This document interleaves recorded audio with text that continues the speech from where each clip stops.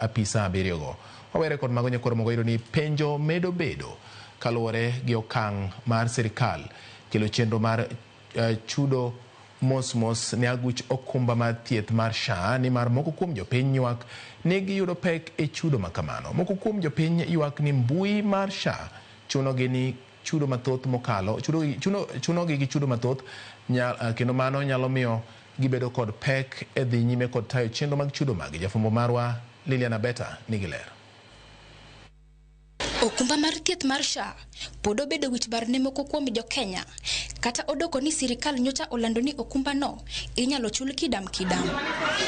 E kar dak Makondele e boma ma Kisumu, warado kod Lawrence Sukumu mapimo chandruok moseneno kotemo chulo SHA. Lawrence lero ni gisani okonyal timo chudo mare kaka pile. Ywak mare en ni kotemo chalo chudo mare matintin, mbui mar SHA chune ni nyaka ochul omenda makore lach ma okwako higa mangima. Pek nitiere ne wach kang'iyo pogruok, for instance 9,000 gi 12,375.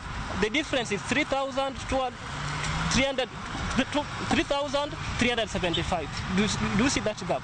It's a huge gap. Koro mane pogruok mantie madhinyo ka kumo wananchi. Koro ka inyakete wachula kana wachule cha kapani this will encourage us mwachule kaka nosebedo kwa chule NHIF. Lendo mar jatend piny e kinde nyasi mar Madaraka ne oyango ni chudo mar SHA inyalo tim mos kendo e yor ohala. Moko kuom jopiny kaka Lawrence to kata kamano nene mopogre. Pesa matin min iwacho ni nyalo holno dak nyocha uyudie uhola chon.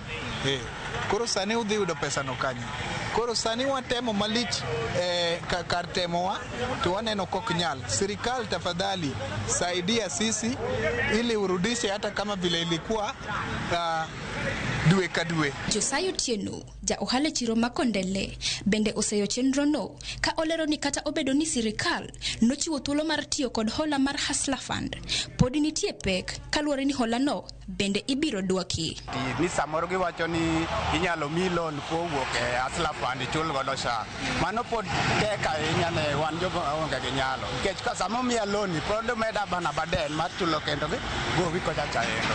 Koro afadhala ka ne kata silinga bicha moro kang'eni mar kata ka tuo obro konya yor thieth. Kata obedo ni chenro mar SHA sirikal nokelo mondo ober sekta no mar thieth, moko kuom jopiny koro ywak kendo pingo ni chude ne ok ber.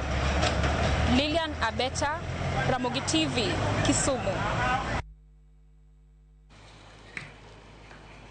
Erokamano nyakwa Ramogi kuom kete Ramogi TV gi thuolo ni wadwani wakaw